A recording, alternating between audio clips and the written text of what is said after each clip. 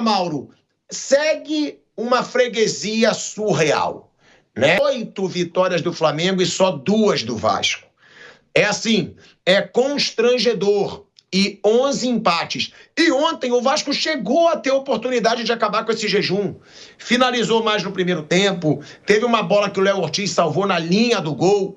Aí no segundo, o Flamengo voltou a ser superior, como sempre foi ao Vasco, mas me parecia um Flamengo meio displicente no primeiro tempo, errando saída de bola. Um Flamengo estranho. E aí, numa jogada individual do Bruno Henrique, um golaço, o Flamengo vence a partida. Impressionante o retrospecto desse cara nos clássicos, inclusive com a idade que ele tem, correr do jeito que ele corre. Agora, Mauro, é uma freguesia que só promete crescer cada vez mais. E o Vasco reclamando da arbitragem, querendo a expulsão do Wesley naquele pisão que ele dá no pé do Verratti, Mauro César Pereira. O Vasco ele comete um erro quando leva o jogo para o estádio Newton Santos, no Engenhão, porque ele desimobiliza a torcida.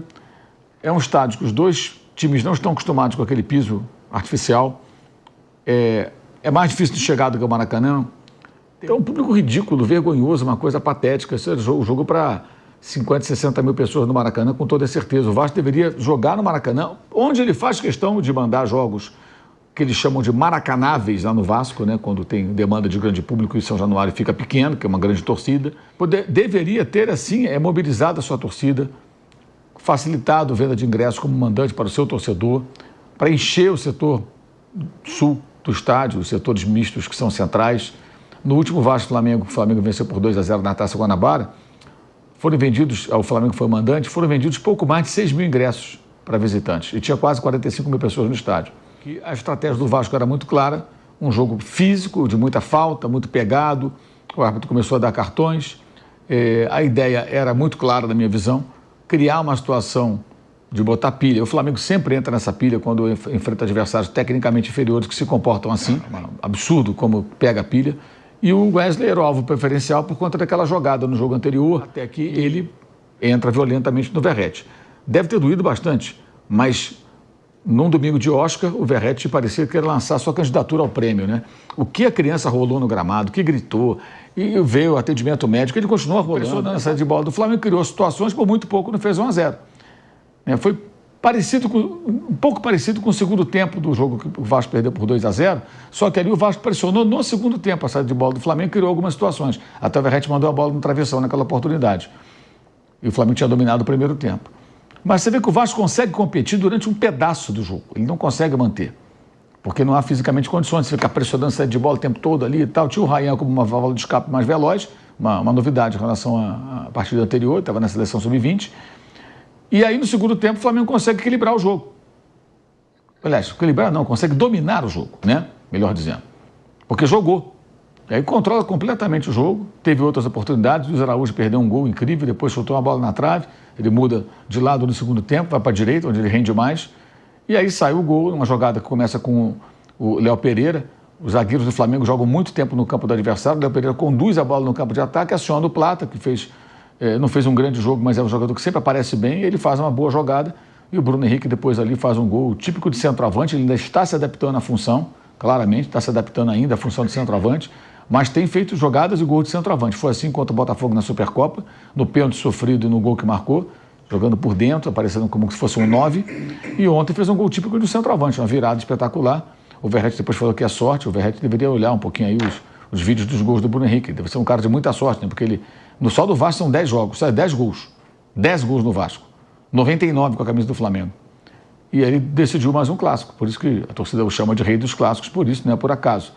Mas acho que o Vasco conseguiu o quê? Perder de novo o Flamengo. Um público vergonhoso, uma vergonha para os dois times. Né? Ter uma torcida tão pequena, num ambiente tão melancólico. E desmobilizou totalmente a torcida para o próximo jogo. Quantos vascaínos vão ao Maracanã sábado?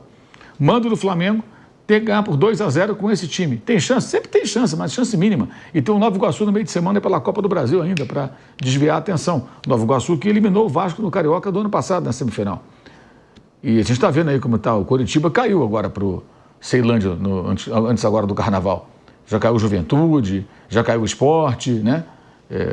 que são 2 times de Série A, Coritiba na Série B, e o Vasco tem que tomar cuidado para não ser eliminado, evidentemente. Tem times aí de primeira divisão caindo precocemente na Copa do Brasil. Então, eu acho que desmobilizou a torcida para o jogo de volta, porque o Vasco ainda perdeu. Agora, em 31 jogos, 2 vitórias do Vasco, 18 vitórias do Flamengo.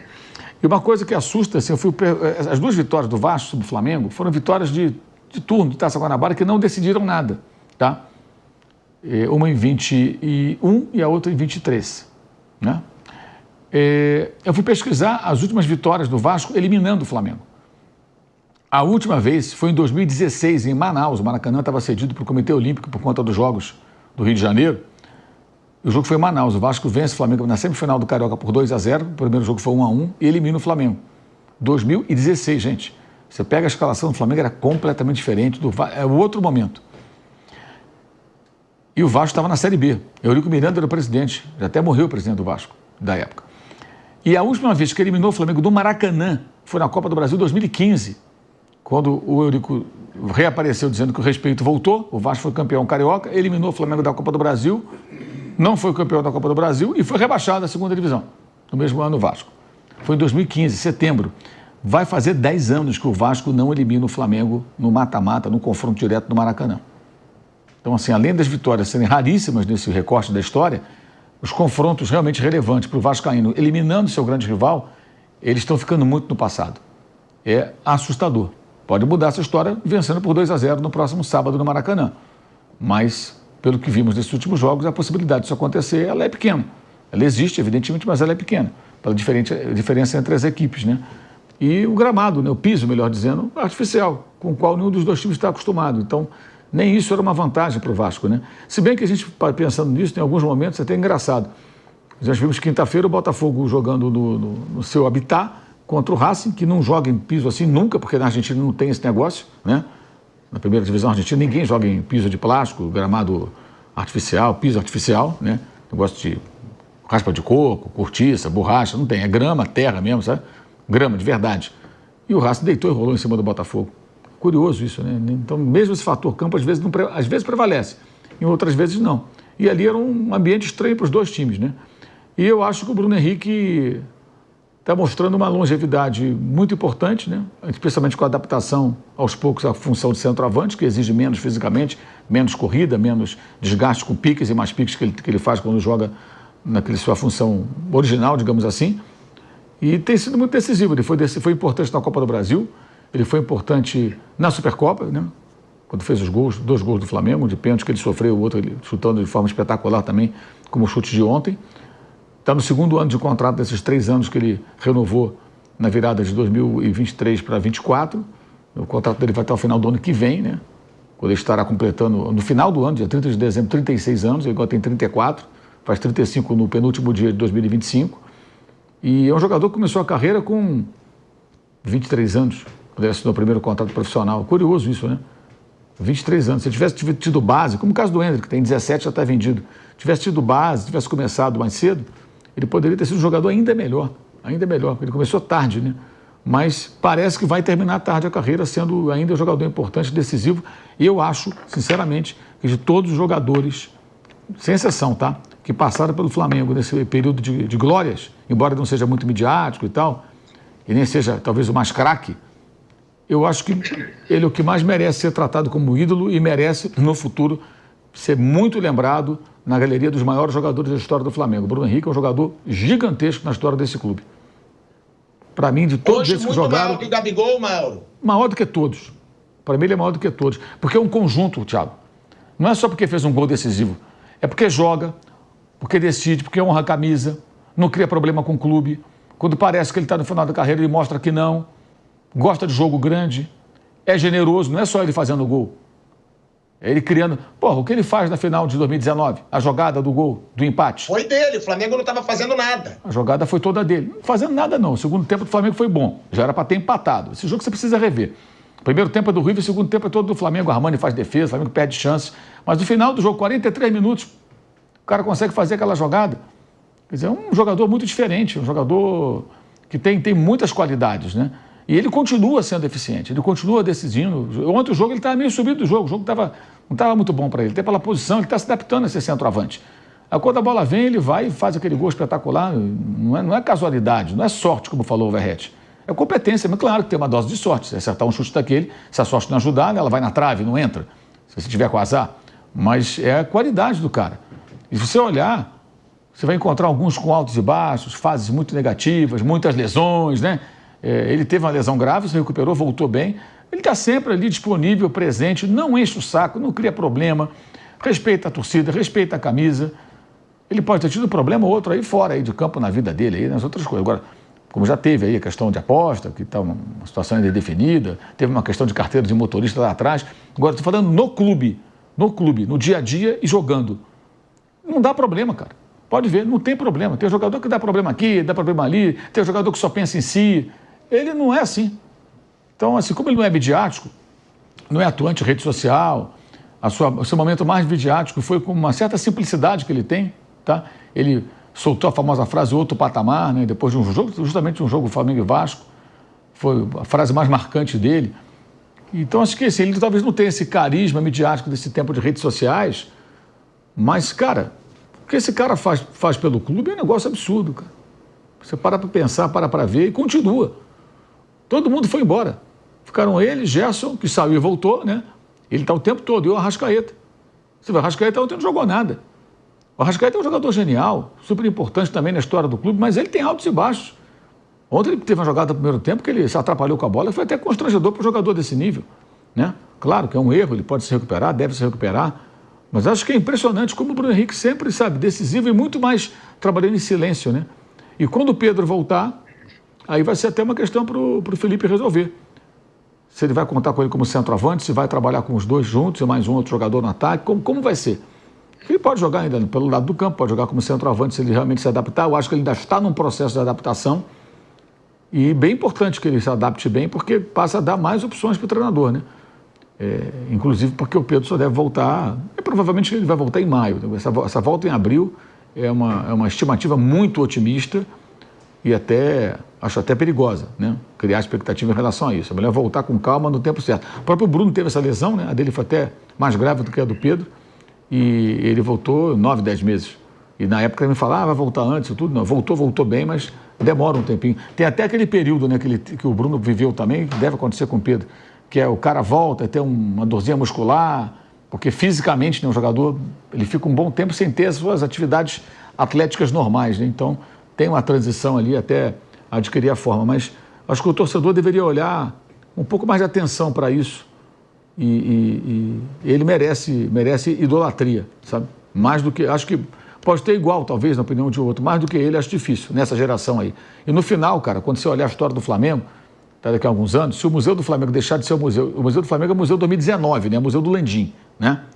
Quem já foi lá pode constatar isso. Jogadores históricos quase desaparecem ali, aparecem muito pouco e muito enaltece conquistas recentes.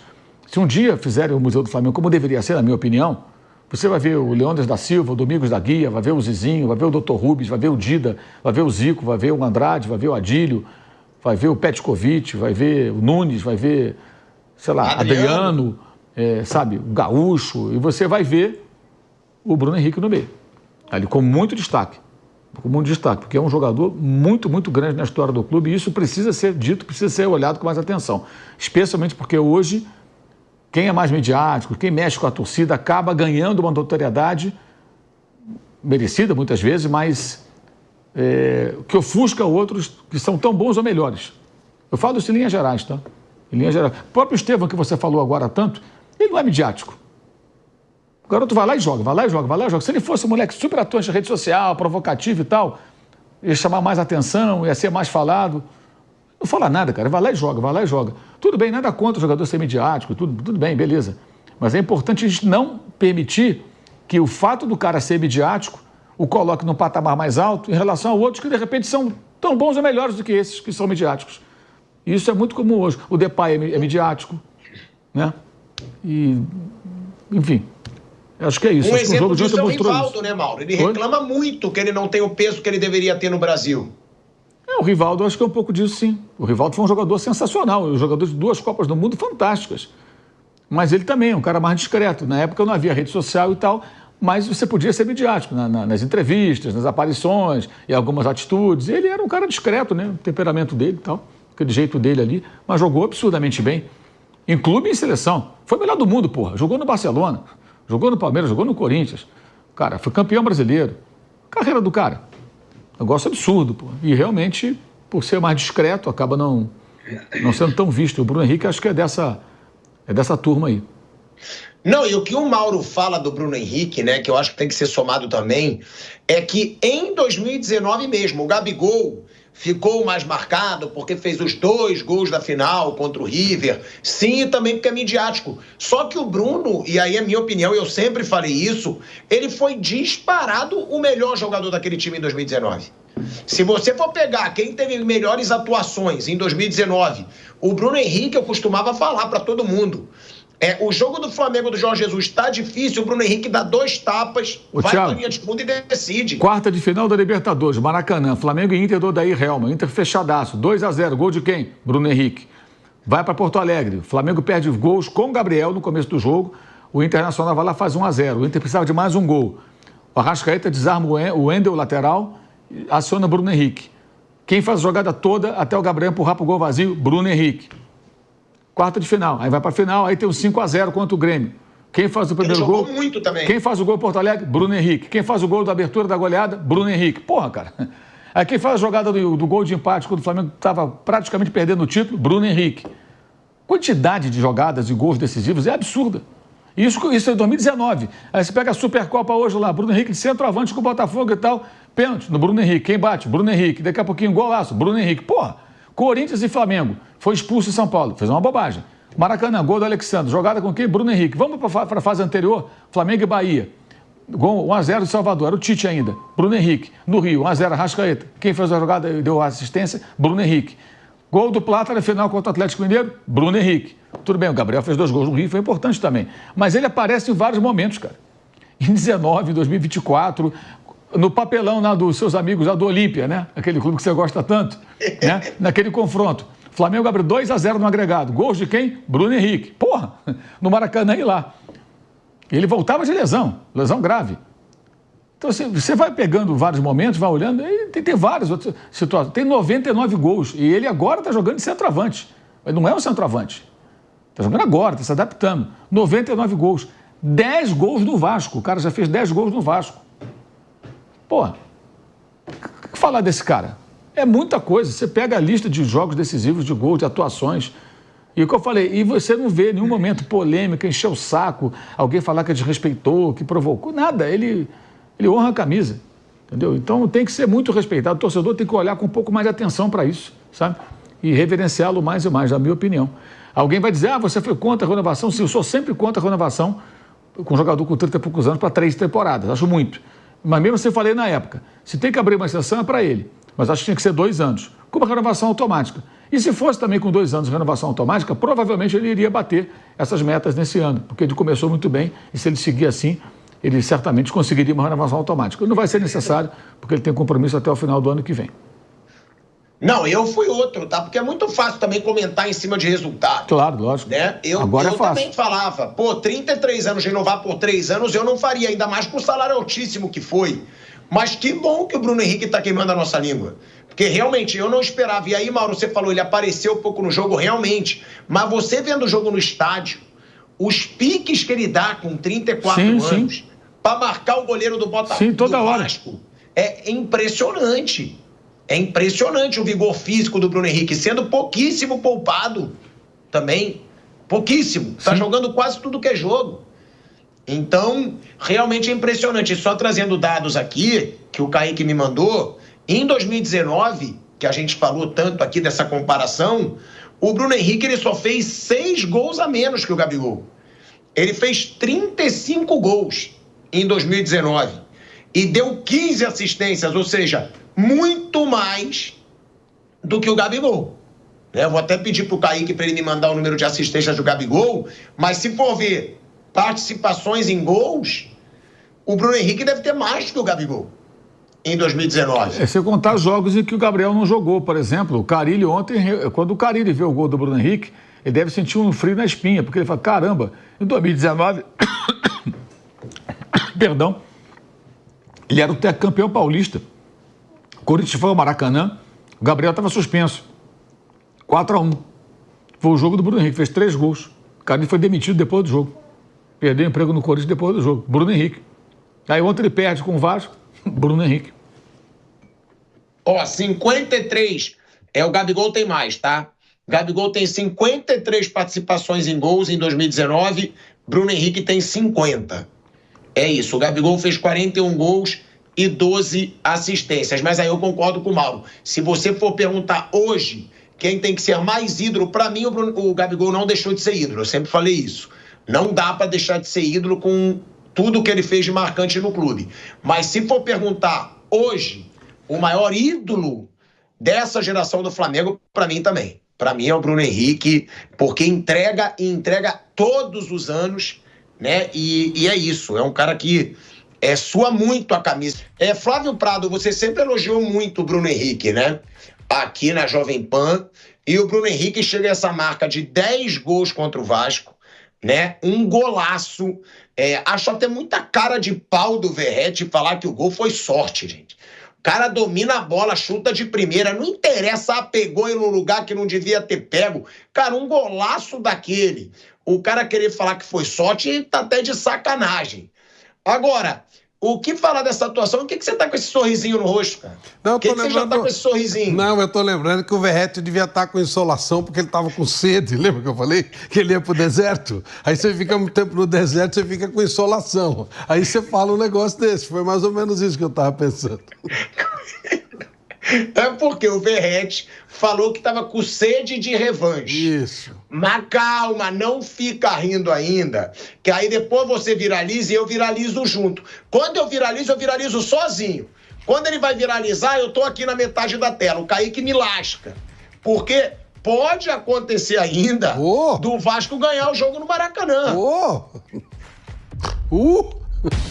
Ué, mas não pode? Claro que não, pô. Vai perder de novo. Como você é ridículo. Não, clássico é... ontem mesmo o Vasco perdeu um gol que o Léo Ortiz salvou na linha do gol. Uhum. Eu não tô dizendo que ele não vai ter chance de fazer gol, tô dizendo que ele vai perder. Pô, tá lá jogando, pode ter chance de gol, né? Põe o Pilhado junto que ele pede pra eu falar essas coisas, depois ele não quer viralizar junto. Fala isso. Ele fala isso aí e tal. Aí ele não quer viralizar junto, então agora tá, entendeu? É isso. Ô, Fábio, você acha impossível o Vasco reverter? Claro, claro. Como eu falei, não tinha nenhuma chance no confronto. Se tivesse algo para fazer, tipo cavar um empatezinho, era ontem o dia, né? Mas não conseguiu nem mobilizar o torcedor, nada. No fundo, o próprio torcedor do Vasco sabe que o duelo é muito diferente, né? A briga é muito desigual e aí não tem muito o que fazer, não tem jeito. E com relação ao gol do Bruno Henrique, foi um baita gol de novo. O Bruno Henrique é um jogador que você sempre pode contar com ele. Ele sempre, e isso é muito marca da carreira dele. Ele, no Santos, era do mesmo jeito. Claro que ele teve problemas, né? Teve um ano que ele teve aquele problema no olho e tal, então não conseguiu render. Mas quando ele está pleno, quando ele está com saúde, ele rende muito. Ele é um cara regular, ele não é um cara de mídia. Então, quando se fala dessa comparação do Gabigol, que sim, foi muito importante para o Flamengo, o Gabigol faz mais barulho, né, em tudo. E o Bruno é um cara discreto. E nessa descrição ele vai fazendo dele, vai tocando a vidinha dele. E, de novo, muito útil para o time do Flamengo. Fez um baita de um gol e realmente é um jogador especial, um jogador diferente. O torcedor do Flamengo tem mesmo que curtir bastante o Bruno Henrique.